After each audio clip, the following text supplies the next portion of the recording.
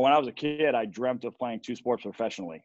Think about how many kids out there dream of playing one sport professionally. So if and when that opportunity arises where my basketball career is successful and it's on, a downward trend, and I have an opportunity to give it a shot, give it one last run at baseball, I feel like I wouldn't just be doing myself a disservice, but those kids that would have killed to be in this position, that I may give it a shot someday.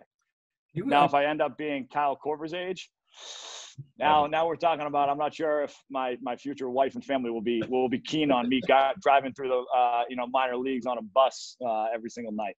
Have you done any homework, or should I say, to find out, does the name Gene Conley ring a bell? Does anybody bring that name up to you along the way when you were having an idea about being a multi-sport athlete?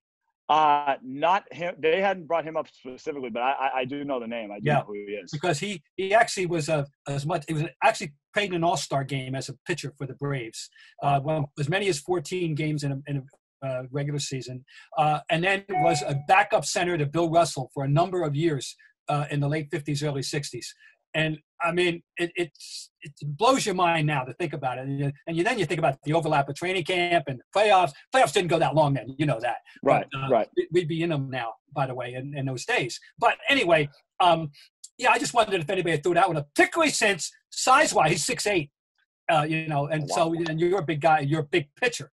And so anyway, I just wonder, well, you know what? And he's a wonderful guy. He's still around. God, he'd love to meet you. He's not. I'm telling you, this would be a wonderful meeting of the minds.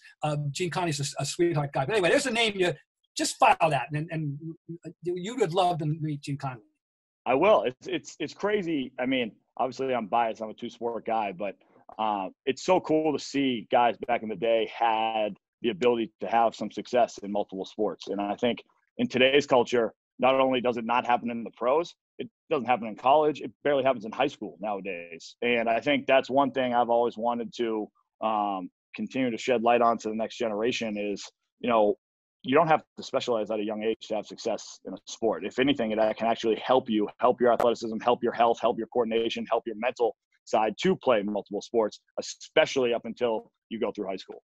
I don't know if you, but first of all, I love hearing you say that because I totally believe this, and I'm a firm believer of it. One more, do you happen to know? Danny Ainge has a distinction that will never be topped, never, by anybody ever. You know what it is. He played in 2 all-star games on the same day. Played in a baseball all-star game in the afternoon and a high school basketball all-star game in the state of Oregon and that same night. That's awesome. That's awesome. And he was recruited as a wide receiver, by the way, by every school west of the Rockies. Wow. So, yeah. You miss guys like that. You miss guys. I mean, what was it? Deion Sanders almost played in 2 playoff games in one, or 2 professional sports games in one day, right? But they didn't play him in the baseball game. Right. He couldn't. That day. Yeah, very, very cool. Who are you like as a pitcher? If you had to compare yourself to a major league pitcher, either now or prior, who would it be? I don't want to say this and sound too confident, but no. honestly, I'd say Verlander. I grew up idolizing Pedro Martinez. Idolized him. I would love to compare myself to him. The fact of the matter is he was a little shorter than me. His arm speed was a little bit different than mine. The velocity was similar, but the arm speed, like he had a quick arm. Mine's a little bit more long levered.